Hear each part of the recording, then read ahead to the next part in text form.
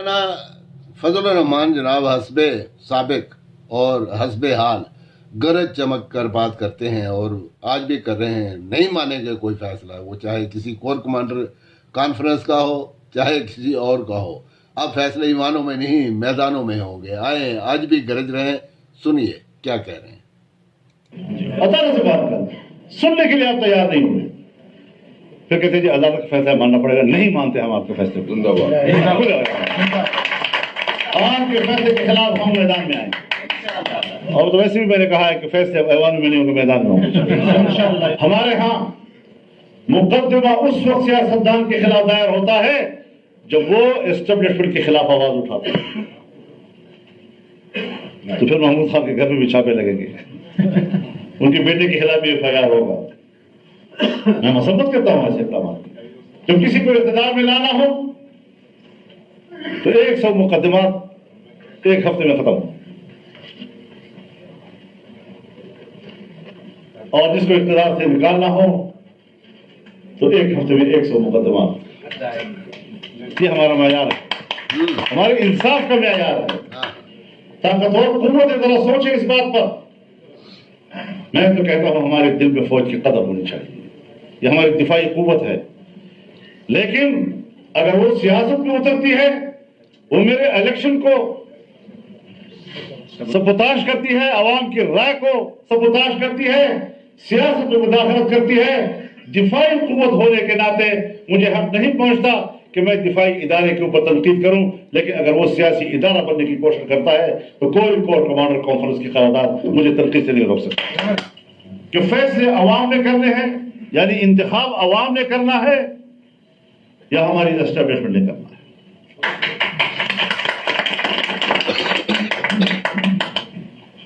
قانون سازی عوام نے کرنی ہے یا پیچھے سے ڈکٹیٹ ہونی. اور یہ بات جو میں کر رہا ہوں کوئی جذباتی یا سادگی کے ساتھ نہیں کر رہا ہوں. میں گواہ ہوں ان چیزوں کا. میں آپ کے سامنے اپنی آنکھوں دیکھا حال اور زندگی بھر کا تجربہ آپ کے سامنے رکھ رہا ہوں. پاکستان کی عدلیہ کا کوئی فیصلہ دنیا کے کسی عدالت میں بطور نظیر پیش کیا جاتا ہے؟ یہ ہے آپ کے عدلیہ کا مقام، یہ ہے ان کے فیصلوں کا معیار. اور آپ حضرات جب بھی عدالت کے سامنے کھڑے ہوتے ہیں، کتاب کھولتے ہیں، فلانے ملک کی عدالت کا فیصلہ یہ تھا، فلانا قانون یہ کہتا ہے. آپ کے نہ قانون کی وہاں پر کوئی نظیر پیش کی جاتی ہے اور نہ عدلیہ کے فیصلوں کی. اور کیسے پیش کیا جائے؟ ذوالفقار علی بھٹو کی اسی سپریم کورٹ نے پھانسی دی اور آج آپ کی عدالت عظمیٰ کہتی ہے کہ ٹرائل صحیح نہیں ہوا. اب بتاؤ، اب نہ اس زمانے کے جج زندہ ہیں اور نہ بھٹو زندہ ہو سکتے اور قانونی طور پر وہ زندہ ہے.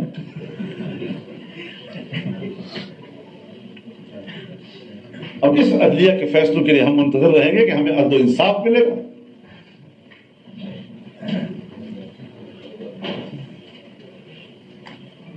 تو عدلیہ جو ہے اس کو بھی ہمیں ذرا تھوڑا سا جھنجھوڑنا ہوگا کہ بندے تو پتر بن جاؤ. اپنی قدر قیمت خود پیدا کرو. اور تم نے تو اپنے کو گنوایا ہے. ہماری عزت بھی تمہاری وجہ سے گئی دنیا میں. بحیثیت قوم ہمارے بارے میں کیا سوچا جاتا ہے؟ عدلیہ نے فیصلہ دے دیا اور عدلیہ نے فیصلہ دیا.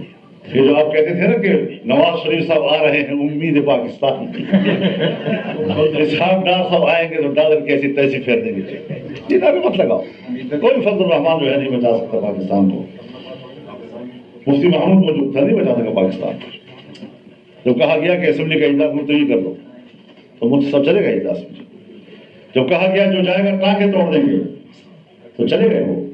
جب کہا گیا ایک طرف کا ٹکٹ لے کر جائے تو مفتی صاحب 2 طرف کا ٹکٹ لے کر گئے بھی اور آئے بھی، لیکن اجلاس تو نہیں ہوا. اور آپ نے اپنے مدعی سے کہا کہ آپ کو میں سننا نہیں چاہتا.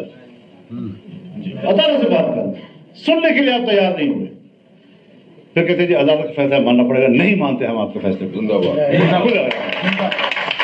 آپ کے فیصلے کے خلاف ہم میدان میں آئیں. اور تو ویسے بھی میں نے کہا ہے کہ فیصلے ایوان میں نہیں ہوں گے، میدان میں ہوں.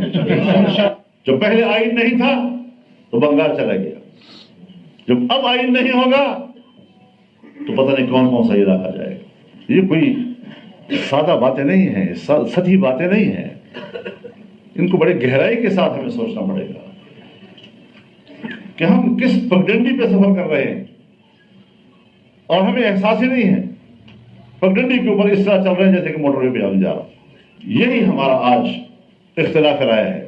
اب ہم نے ریویو پٹیشن کی ہے اور دوستوں نے بھی کی ہے۔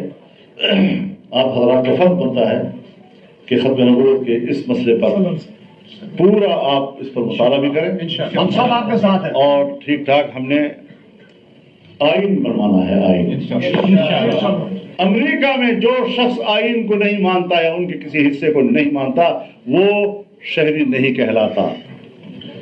میرے ملک کے اندر اگر قادیانی آئین کو نہیں مانتا، اس کے فیصلے کو تسلیم نہیں کرتا، اور پھر آپ جانتے ہیں کہ یہ طرح فیصلہ تو نہیں ہوا تھا،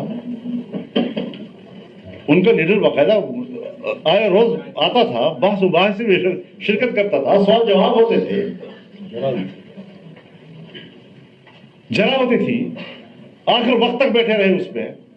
اگر یہ پارلیمان جو اس وقت ایک جج کی حیثیت میں تبدیل ہو گیا تھا اور اس نے آپ کو سنا اور آپ آئے، آپ نے اس کو جج کمیٹی تسلیم کیا اور آپ نے اس میں حاضری دے کر ذرا بھی 10 دن قادیانیوں کے خلاف اور 3 دن لاہوریوں کے خلاف یہ جرا ہوتی رہی، پھر اب فیصلہ کیوں قبول نہیں کرو گے؟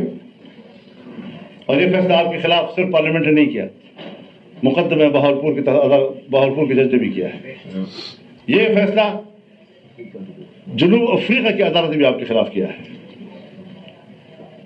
مالدیپ نے بھی کیا آپ کے خلاف۔ تو جو وہاں مقدمے لڑے گئے ہیں، عدالتوں میں لڑے گئے ہیں، فورم پہ لڑے گئے ہیں، تو ہر جگہ ہارے ہو، اور مسلمانوں نے ثابت کیا ہے کہ آپ اس عقیدے کے ساتھ مسلمان نہیں رہے۔ اب ان کی کتابیں بھی تقسیم ہوں گی، وہ لوگوں کو تبلیغ و دعوت بھی کریں گے، اور قانون میں پابندی ہوگی، اور وہ کبھی کہیں گے کہ جی فلاں زمانے میں تو یہ قانون نہیں تھا۔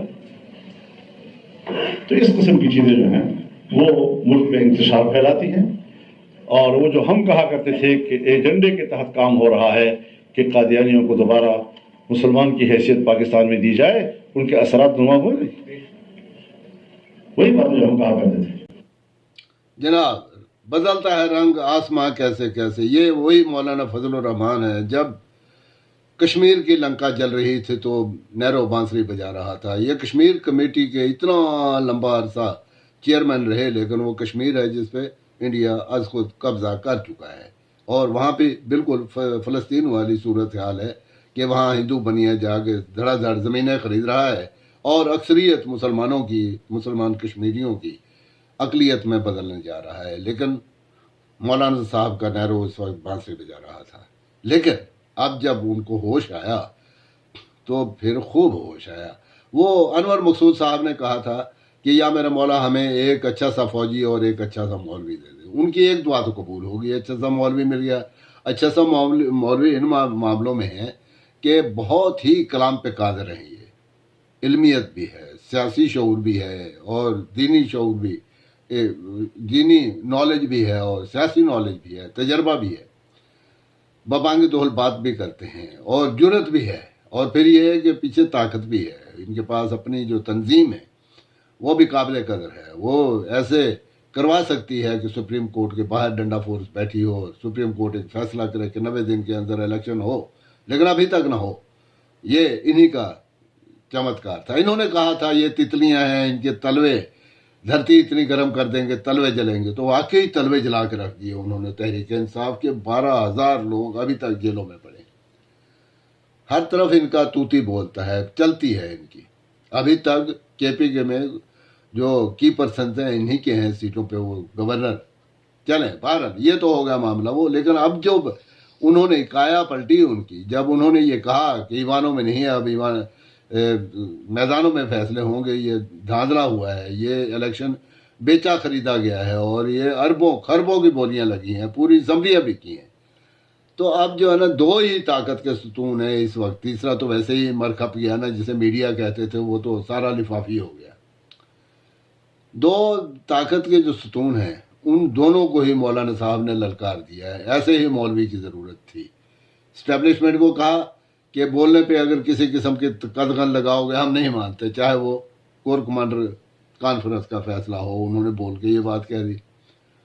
قاضی صاحب نے جو ملیا میٹ کر دیا، انصاف کا جنازہ نکال دیا، بلکہ لاشیں بھی دفنا دی ان کی. بلہ کھینچا تو ایک پارٹی کا ستیہ ناش کر دیا، پورے ملک کو سولی چڑھا دیا. رات کے 12 بجے عدالتیں کھل رہی ہیں، یہ ہو رہا ہے وہاں ہو رہا ہے. اس سے پہلے والے بندیال بھی کچھ کم نہ تھے. اچھا، تو انہوں نے فیصلہ دیا قادیانوں کے خلاف، اور مولانا نے کہا کہ نہیں مانتے ہم یہ فیصلہ. اور مانے بھی کیسے جب وہ قادیانی خود اپنا مقدمہ ہار گئے بقول مولانا صاحب، اور یہ حقیقت بھی ہے. جب وہ آئین کو نہیں مانتے، جو آئین ان کو کافر ڈکلیئر کرتا ہے، اور وہ خود کو کافر تسلیم نہیں کرتے، آئین کی روگردانی کرتے ہیں، تو دفعہ 6 تو ان پہ لاگو ہو گیا جو آئین کو نہیں مانے گا. اچھا، دفعہ 6 نہ بھی لگے اس پہ تو کم از کم جو آئین کو نہیں مانتا ہے تو پھر پاکستانی آئین اسے اپنا شہری تسلیم کیسے کر لے گا؟ یہ تو اب ملک عظیم کے آئین اور یہاں کے قانون سے وفاداری اور اس کے وفاداری کا حلف اٹھانے والا ہی پاکستانی شہری ہو سکتا ہے. جب وہ شہری کی ڈیفینیشن پہ پورے نہیں اترتے تو پھر ان کو شہری حقوق کس زمرے میں دے رہے ہیں قاضی صاحب؟ بس قاضی صاحب کا انصاف بھی نرالا ہے. کبھی بھٹو کو زندہ بھٹو کو مار دیتے ہیں، مرے ہوئے بھٹو کو جو ہے نا اس کا ناجائز قتل قرار دے دیتے ہیں. انفیئر ٹرائل، بھائی آپ نے ذمہ داری فکس کرنی ہے. وہ لوگ جو اس کے پٹیشنر تھے جنہوں نے غلطی یہ کیا، ٹرائل غلط کروایا، وہ قصوری زندہ ہے، پھٹے چڑھا دیں. وہ ضیاء الحق کا بیٹا اور ان کی وہ سیاسی اولادیں، روحانی اولادیں سب زندہ ہیں. ذمہ داری فکس کریں نا. یہ مولانا صاحب وغیرہ جو ہے نا، ان کے والد صاحب یہ بھٹو کے ساتھ ہوا کرتے تھے اسمبلیوں میں، اور ان کے سرے کے مخالف تھے. انہوں نے بنائی تھی نا وہ 7 ستارے 9 ستارے 11 ستارے قومی تھا، بیڑا غرق کر دیا. بھٹو کو کیا مار دیا، اس ملک کے نصیب اور اس کا مستقبل مار کے رکھ دیا جناب ان لوگوں.